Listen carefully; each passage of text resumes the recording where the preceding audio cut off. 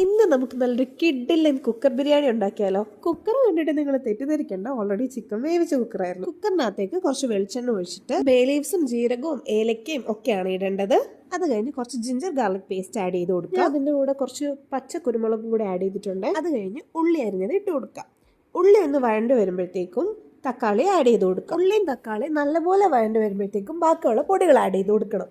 ഞാനിവിടെ മുളക് പൊടി, മല്ലിപ്പൊടി, മഞ്ഞൾപ്പൊടി, ഉപ്പ്, ഗരം മസാല, പിന്നെ കുറച്ച് ചിക്കൻ മസാലയും കൂടെയാണ് ആഡ് ചെയ്ത് കൊടുത്തിട്ടുള്ളത്. എല്ലാം കൂടി നല്ലപോലെ മിക്സ് ചെയ്ത് കുറച്ചും കൂടി നല്ലപോലെ വഴണ്ട് വരണം.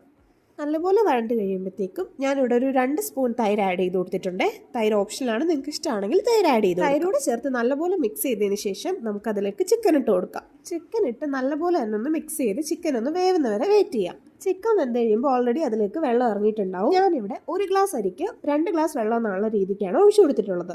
ഓൾറെഡി ചിക്കൻ വെന്ത വെള്ളം ഉണ്ടായതുകൊണ്ട് അതനുസരിച്ച് അഡ്ജസ്റ്റ് ചെയ്ത് വെള്ളം ഒഴിച്ചു കൊടുക്കുക. അതിനുശേഷം ആവശ്യത്തിനുള്ള ഉപ്പും കുറച്ച് മല്ലിയിലയും പുതിനയിലയും കൂടി മിക്സ് ചെയ്ത് അതിലിട്ട് കൊടുക്കുക. അടച്ചു വെച്ചിട്ട് ഒരു വിസിൽ വരെ വെയിറ്റ് ചെയ്താൽ മതി. നമ്മുടെ അടിപൊളി കുക്കർ ബിരിയാണി ഇവിടെ വെള്ളം ഒഴിക്കുമ്പോൾ നിങ്ങൾ ആവശ്യത്തിനുള്ള വെള്ളം മാത്രം ഒഴിച്ചു കൊടുത്താൽ മതി, അല്ലെങ്കിൽ ഇതുപോലെ കുഴഞ്ഞിരിക്കും. പക്ഷേ ഗൈസ്, അടിപൊളി ടേസ്റ്റ് ആയിരുന്നു. അപ്പം നിങ്ങളും ട്രൈ ചെയ്തിട്ട് പറയണേ.